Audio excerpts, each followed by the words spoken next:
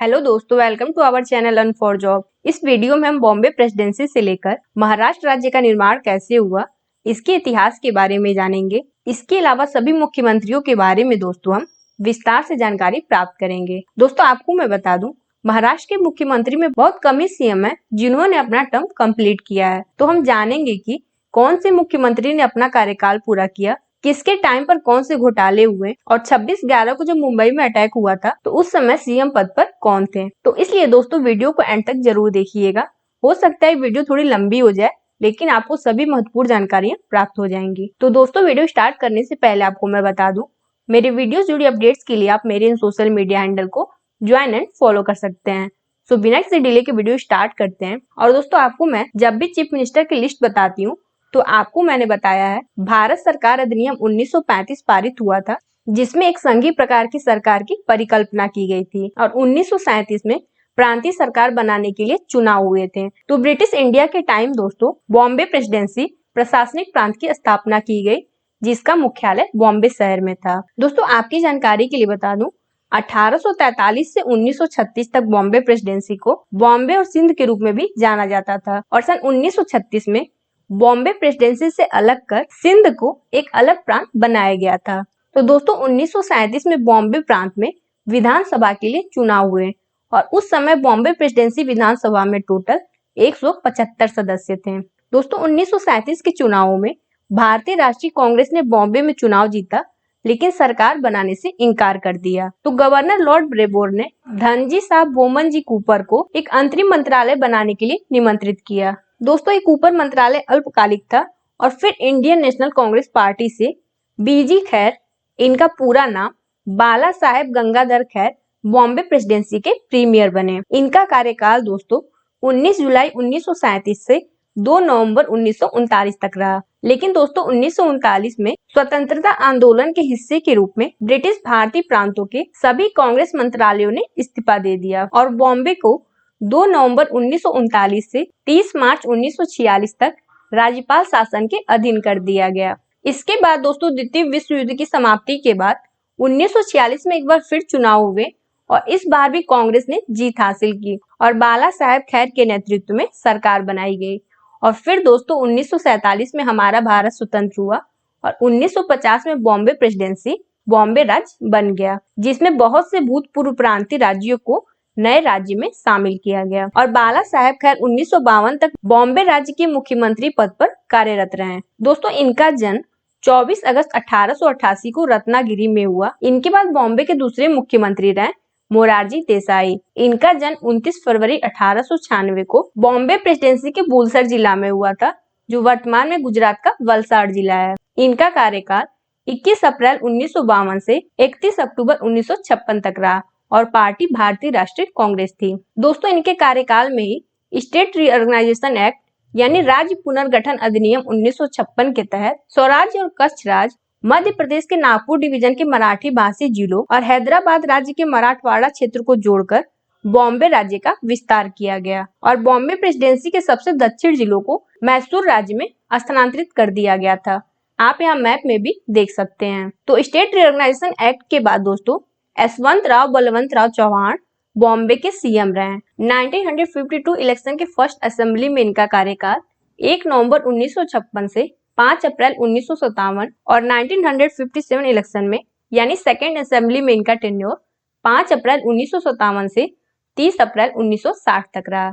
इनकी पार्टी भारतीय राष्ट्रीय कांग्रेस थी। दोस्तों 1956 के बाद से ही संयुक्त महाराष्ट्र आंदोलन ने बॉम्बे के साथ एक अलग मराठी भाषी राज्य की राजधानी के रूप में मांग की। वहीं महागुजरात आंदोलन ने बम्बई राज्य में गुजराती भाषी लोगों के लिए गुजरात राज्य के लिए मांग की। तो दोस्तों दोनों भाषाई समूहों की मांग पर संसद ने बॉम्बे पुनर्गठन अधिनियम 1960 पारित किया, जिसमें प्रावधान था कि 1 मई 1960 को राज्य को 2 भागों में विभाजित कर उत्तर में गुजरात और दक्षिण में महाराष्ट्र की स्थापना की गई और बॉम्बे महाराष्ट्र का हिस्सा होगा। और इस प्रकार से दोस्तों बॉम्बे विधानसभा का अस्तित्व समाप्त हो गया जब 1960 में महाराष्ट्र और गुजरात की विधानसभा का गठन किया गया। और दोस्तों इसलिए ही 1 मई को महाराष्ट्र और गुजरात में महाराष्ट्र और गुजरात दिवस सेलिब्रेट किया जाता है। तो आपसे मैंने जो कम्युनिटी में क्वेश्चन पूछा था उसका आंसर यहाँ पे मिल गया होगा। दोस्तों आपकी जानकारी के लिए बता दूं, ईयर 1995 में बॉम्बे सिटी का नाम बदलकर मुंबई किया गया। तो यहाँ आप मैप में महाराष्ट्र का लोकेशन देख सकते हैं।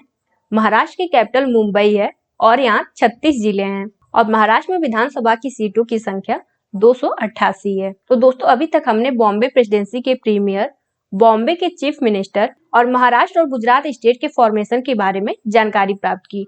तो आइए अब हम महाराष्ट्र के सभी मुख्यमंत्रियों के बारे में डिटेल में जानकारी प्राप्त करते हैं। तो महाराष्ट्र के पहले मुख्यमंत्री यशवंतराव बलवंतराव चौहान थे। इनका जन्म 12 मई 1913 को बॉम्बे प्रेसिडेंसी के सतारा डिस्ट्रिक्ट में हुआ। इनका कार्यकाल 1 मई 1960 से 19 नवंबर 1962 तक रहा। दोस्तों इन्हें मॉडर्न महाराष्ट्र का मुख्य वास्तुकार माना जाता है।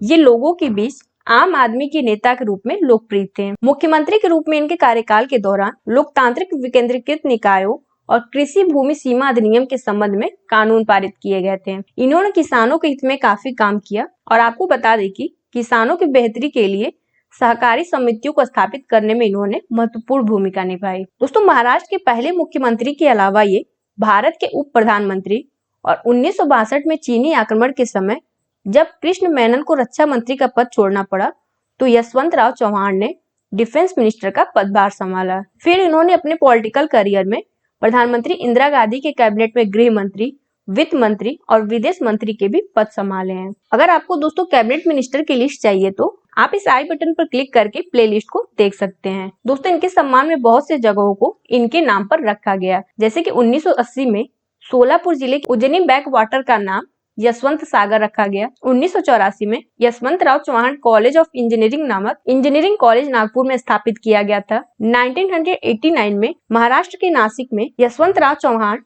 महाराष्ट्र ओपन यूनिवर्सिटी की स्थापना की गई और 2009 में मुंबई पुणे एक्सप्रेसवे, जो भारत का पहला एक्सप्रेसवे, इन्हीं के नाम पर रखा गया। दोस्तों इनका निधन 25 नवंबर 1984 को नई दिल्ली में हुआ। इनके बाद मारुतराव कन्नमवार महाराष्ट्र के दूसरे मुख्यमंत्री रहे। इनका जन्म 10 जनवरी 1900 में हुआ। इनका महाराष्ट्र के मुख्यमंत्री का कार्यकाल 20 नवंबर 1962 से 24 नवंबर 1963 तक रहा और इनकी पार्टी भारतीय राष्ट्रीय कांग्रेस थी। दोस्तों 24 नवंबर 1963 को ही यानी मुख्यमंत्री पद पर रहते हुए इनका निधन हो गया। इनके निधन के बाद पी के सावंत 25 नवंबर 1963 से 4 दिसंबर 1963 तक यानी कि बहुत ही कम दिनों के लिए सीएम रहे और पार्टी भारतीय राष्ट्रीय कांग्रेस थी। महाराष्ट्र के चौथे मुख्यमंत्री दोस्तों वसंतराव नाइक थे।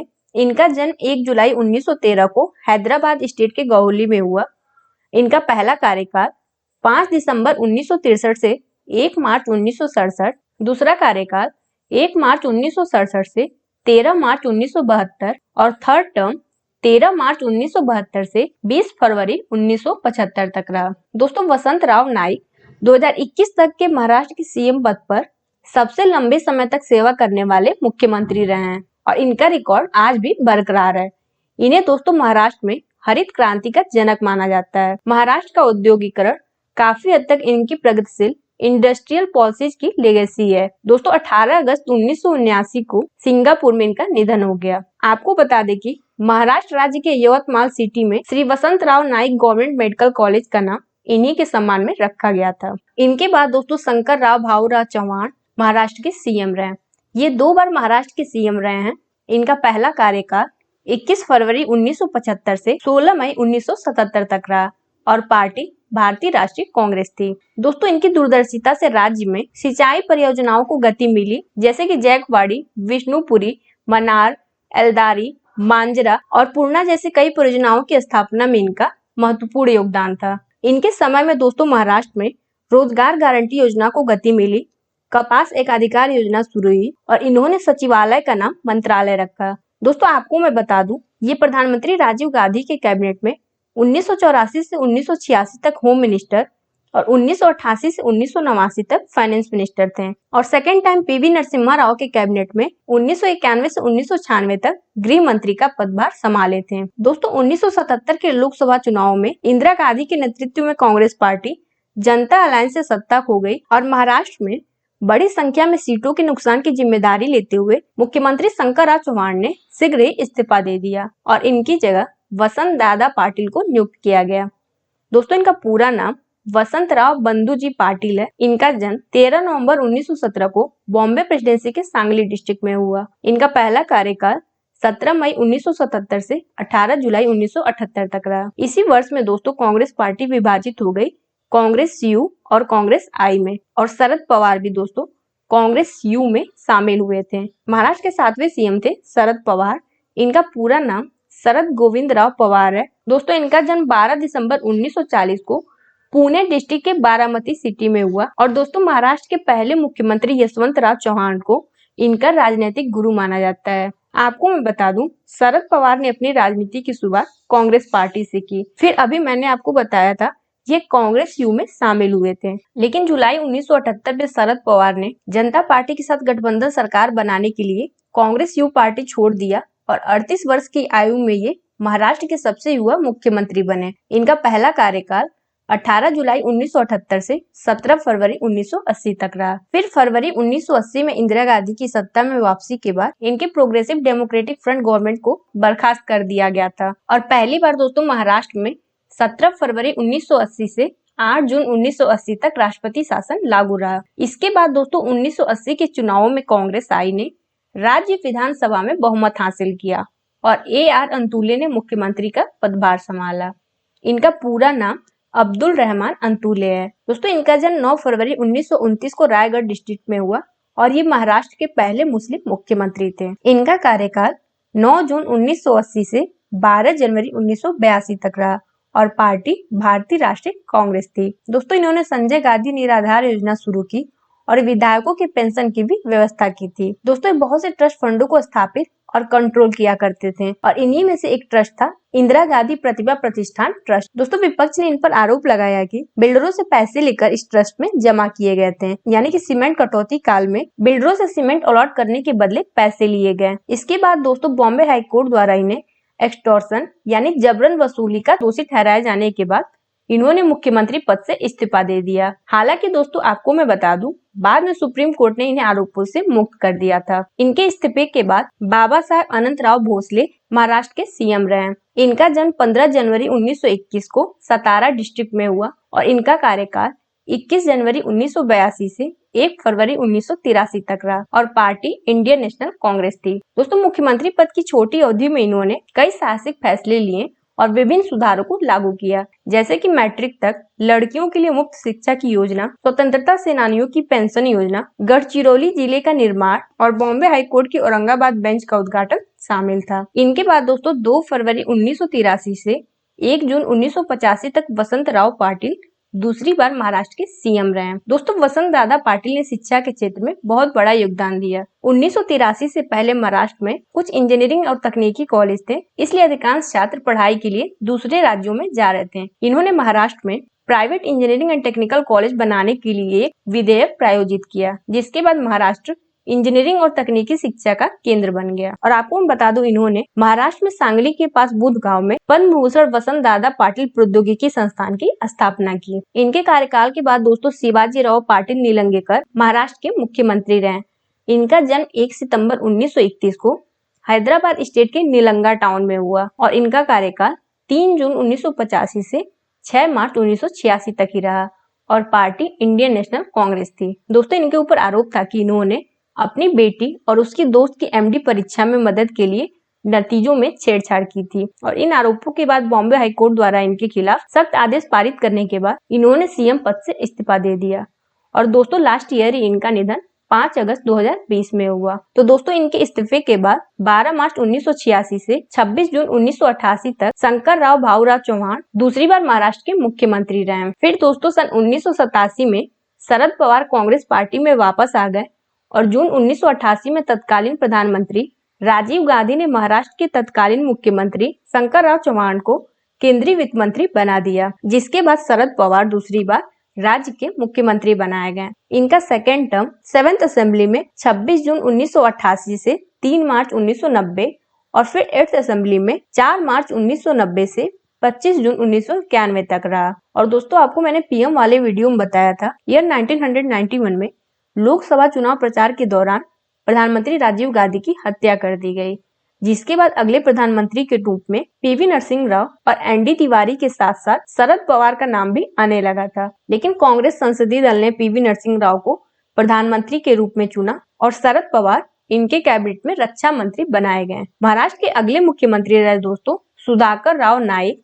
इनका जन्म 21 अगस्त 1934 को हैदराबाद स्टेट के गौली में हुआ। इनका कार्यकाल 25 जून 1991 से 22 फरवरी 1993 तक रहा। दोस्तों इन्होंने पंचायत राज को नया आकार दिया था। पूरे राज्य में इन्होंने पंचायत राज व्यवस्था में लगातार चुनाव प्रक्रिया शुरू की। इसके अलावा दोस्तों इन्हें जल क्रांति का नायक कहा जाता है, क्योंकि इन्होंने महाराष्ट्र में सिंचाई क्रांति की शुरुआत की थी। मुख्यमंत्री के रूप में इनके कार्यकाल में मुंबई अंडरवर्ल्ड को नष्ट करने और कानून को लागू कराने में इनके प्रयास के लिए भी जाना जाता है। दोस्तों इन्हीं के कार्यकाल में उल्लासनगर के विधायक और भाई ठाकुर, जो कि गैंगस्टर विधायक हितेंद्र ठाकुर के बड़े भाई थे, उनको गिरफ्तार किया गया था। और आपको मैं बता दूं दोस्तों, इनके कार्यकाल में बम्बई दंगे हुए, जिसे नियंत्रित करने में ये विफल रहे। तो दोस्तों बम्बई दंगों को संभालने में असफल होने के कारण इनको मुख्यमंत्री पद से इस्तीफा देना पड़ा और इनके पद छोड़ने के बाद शरद पवार एक बार फिर महाराष्ट्र के मुख्यमंत्री बने। इनका कार्यकाल 6 मार्च 1993 से 14 मार्च 1995 तक रहा। दोस्तों जब ये 6 मार्च 1993 में मुख्यमंत्री बने, उसके कुछ दिनों बाद ही महाराष्ट्र की राजधानी मुंबई में बम धमाके हुए, जिसमें सैकड़ों लोग मारे गए थे। तो दोस्तों सन 1993 के बाद शरद पवार पर भ्रष्टाचार और अपराधियों से मेलजोल, स्टाम्प पेपर घोटाले, जमीन आवंटन विवाद के आरोप लगने लगे। आपको बता दूं, बृहन मुंबई नगर निगम के उपयोग जी.आर. खैरनार ने उन पर भ्रष्टाचार और अपराधियों को बचाने के आरोप लगाए। और वहीं सामाजिक कार्यकर्ता अन्ना हजारे ने भी महाराष्ट्र वन विभाग के भ्रष्ट अधिकारियों को नौकरी से बर्खास्त करने की मांग की और अनशन किया। और विपक्ष ने भी शरद पवार पर इन मुद्दों को लेकर निशाना साधा। इन सब बातों से शरद पवार की पॉलिटिकल क्रेडेंशियल यानी राजनीतिक साख भी गिर गई। दोस्तों अगर आप हमारे चैनल पर वीडियो देखें तो आप मुझे कमेंट बॉक्स में बताइए, नेशनलिस्ट कांग्रेस पार्टी की स्थापना कब और किसके द्वारा की गई थी। इसके बाद से दोस्तों सन 1995 के विधानसभा चुनाव में शिवसेना और बीजेपी के गठबंधन ने कुल 138 सीटों पर विजय हासिल की, जबकि कांग्रेस पार्टी केवल 80 सीटें ही जीत सकी थी। तो शरद पवार को इस्तीफा देना पड़ा और मनोहर गजानन जोशी महाराष्ट्र के मुख्यमंत्री बने। इनका जन्म 2 दिसंबर 1937 को रायगढ़ डिस्ट्रिक्ट में हुआ और इनका कार्यकाल 14 मार्च 1995 से 31 जनवरी 1999 तक रहा। दोस्तों महाराष्ट्र के मुख्यमंत्री के रूप में मनोहर जोशी ने अपने कार्यकाल के दौरान महिलाओं के लिए कामधेनु नीति, बुजुर्गों के लिए मातोश्री वृद्धाश्रम योजना आरंभ की और युवाओं के लिए सैनिक स्कूल खोले। और दोस्तों आपको मैं बता दूं, श्री कृष्ण आयोग की रिपोर्ट के अनुसार भारत सरकार द्वारा आदेशित एक जाँच में 1992 और 1993 में जो बॉम्बे में दंगे हुए थे, उसमें मुसलमानों के खिलाफ हिंसा के लिए मनोहर जोशी और बाल ठाकरे को स्पष्ट रूप से शिव सैनिकों को उकसाने के लिए नामित किया गया था। हालांकि दोस्तों आयोग की सिफारिशों को इन्होंने मानने से इनकार कर दिया।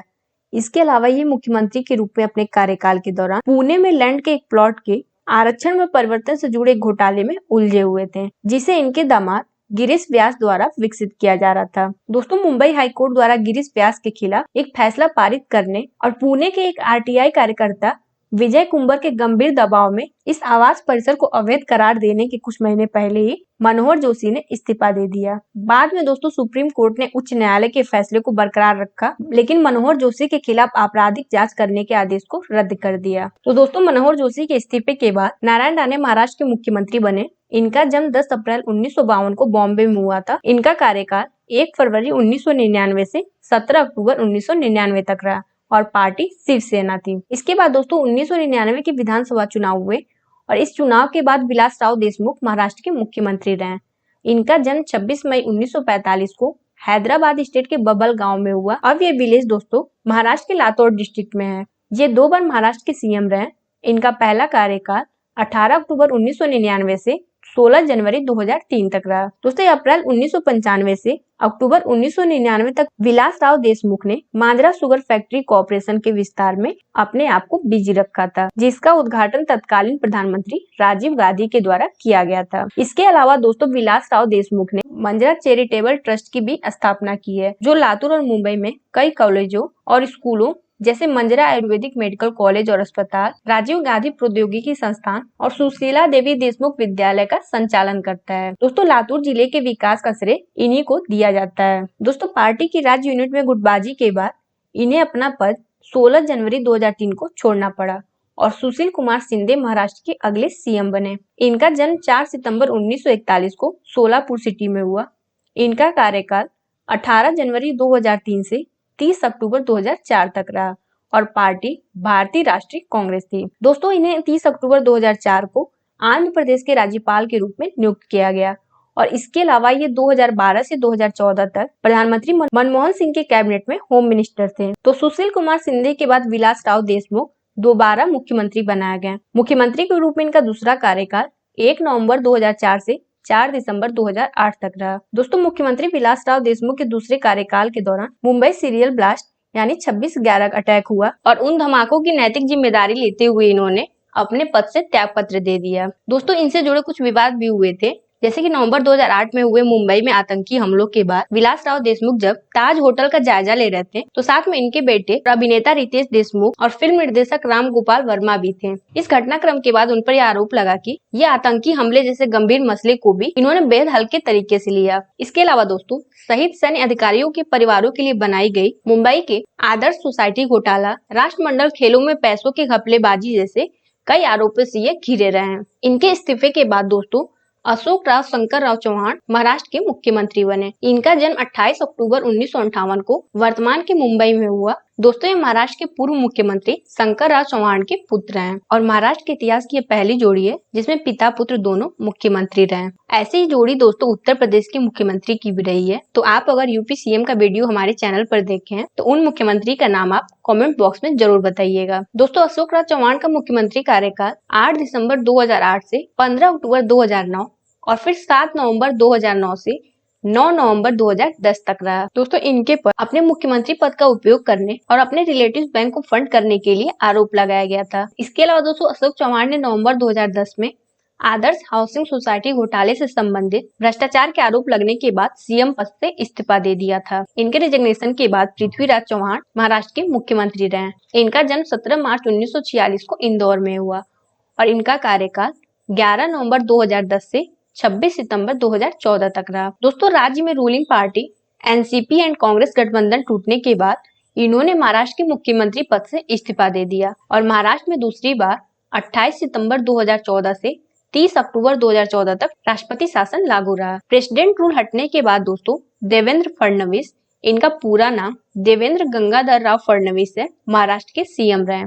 इनका जन्म 22 जुलाई 1970 को नागपुर में हुआ। इनका पहला कार्यकाल 31 अक्टूबर 2014 से 8 नवंबर 2019 तक रहा। दोस्तों 44 वर्ष की उम्र में शरद पवार के बाद दूसरे महाराष्ट्र के सबसे युवा मुख्यमंत्री बने। इसके अलावा ये वसंत राव नाइक के बाद 5 साल का कार्यकाल पूरा करने वाले सेकंड सीएम रहे हैं और ये भारतीय जनता पार्टी से महाराष्ट्र के पहले मुख्यमंत्री थे। दोस्तों इनके द्वारा शुरू की गई कुछ पहल और प्रमुख परियोजनाएं थी 2014 में जलयुक्त शिविर अभियान, जनवरी 2015 में मुंबई नेक्स्ट इनिशिएटिव, सितंबर 2015 में पुलिस डिजिटाइजेशन प्रोजेक्ट, 2016 में डिजिटल पहल जैसे कि साइबर लैब और 500 गाँव का डिजिटलीकरण शुरू किया गया और ईयर 2018 में महाराष्ट्र सरकार ने एक महत्वाकांक्षी परियोजना शुरू की जिसका नाम है स्मार्ट परियोजना। इस परियोजना का पूरा नाम state of Maharashtra agri business and rural transformation था। इनके कार्यकाल के बाद दोस्तों महाराष्ट्र में तीसरी बार 12 नवंबर 2019 से 23 नवंबर 2019 तक राष्ट्रपति शासन लागू रहा और फिर दोस्तों देवेंद्र फडणवीस ने 2019 में एनसीपी के अजित पवार की मदद से